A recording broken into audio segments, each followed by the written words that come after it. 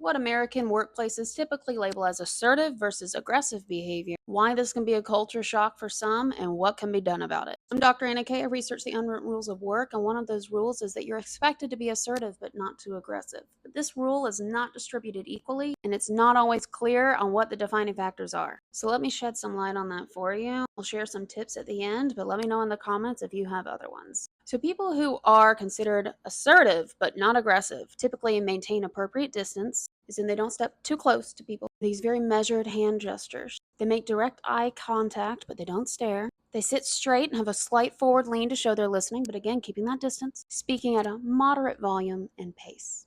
Y'all are already seeing the problems with this. While people who are labeled as aggressive stand too close to others, have large or frequent hand gestures, I feel called out, cross their arms or point fingers, raise their voice or talk really quickly, and take up too much physical space. And again, all of this depends on who you are when you're perceived this way. The reason that this is a problem is, well, one, it's not fair that how it's just not distributed equally across people, but two, a lot of these things are cultural. They're not universal truths. Now, you can fairly run into a point. You're like, but Anna, I feel very uncomfortable and even sexually harassed when someone is all up in my business at work.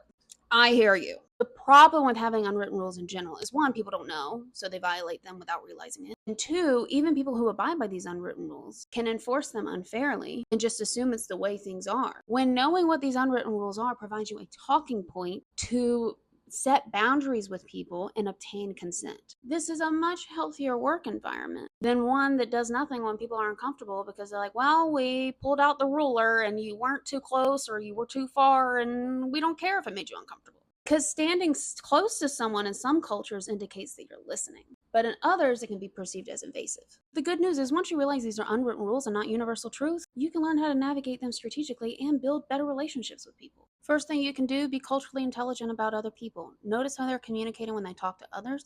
Are they standing closely? Are they a little farther apart? What are their hands doing? This can help you notice what they're comfortable with. It doesn't mean that you are, but you can notice it and have it as a starting point. If you're in a position of power, like you're a supervisor, notice what styles of communication get rewarded versus penalized. Ask yourself why. At the very least, make these transparent to your team. At best, spark a discussion on your team about boundaries, expectations, and how you expect people to assert themselves in a way that's going to be rewarded in job performance. Because you do want employees who know how to convey their job performance to you, or you're not going to have many employees left. Notice who's labeled, though, as aggressive or assertive, and see if you notice any themes there. If you're in HR and you notice these themes, this is a risk for the business, and you may need to go through some frame of reference training on how to inform people to give appropriate ratings in performance evaluation. Let me know if you need to know more on that. And for anybody at any level, make your cultural intentions clear.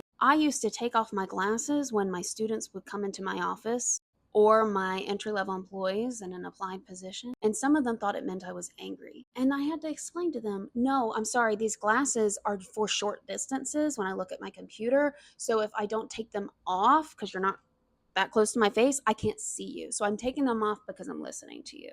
And that cleared the air, and they're like, oh, she's not ripping them off her face in disdain. Make your cultural intent clear. I tend to gesture when I'm excited about ideas. That means I'm engaged, not agitated. I wrote a book chapter with a Black man from a working class background on working class norms in academia. And he shared in our book chapter that he tends to stare into space when he's listening to someone because it helps him focus, because eye contact doesn't do that for him. And he tells people that, I'm listening to you, I just need to look over here. This helps prevent misinterpretation and improves communication. And while you do all of this, make sure you are reading other people's body language. If they step back from you, they're likely uncomfortable. When I first moved to Miami, I remember involuntarily stepping back when a lot of people approached me because it was a closer bubble of, it was just more appropriate to talk to people closer. And it just even being from North Florida in the same state, that was just really close for me. I adjusted, but I noticed every time, I'm like, oh my God, every time this particular classmate approaches me, he'd been raised there, I automatically take a step back because I'm like, why are you in my face? You can also ask people directly, how is this conversation feeling for you?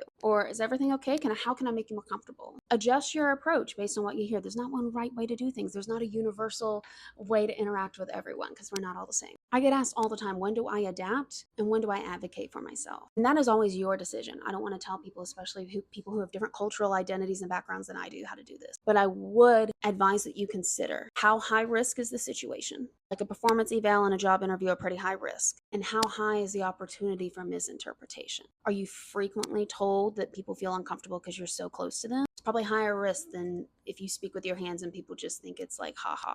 That depends on the feedback you're getting and how important it is to you.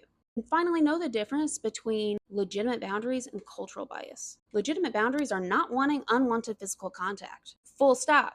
Not making others feel trapped or unsafe. I tell you, I never feel comfortable when especially a man is talking to me and getting closer to me and my back is against a wall. That's never going to be comfortable for me. But cultural biases would be labeling things as aggressive, especially when the same behavior isn't called aggressive when somebody else does it, or penalizing gestures that are not causing harm. They're just different. Once you understand that these dynamics are unwritten cultural rules and not universal truths, you have the strategic choice to choose how you communicate, tools to read workplace dynamics more effectively, the language to advocate for yourself and others, and to build better relationships by checking in with others. The ability to distinguish between culturally adapting to support others and conforming because of bias. Let me know in the comments what I miss and what strategies you've used.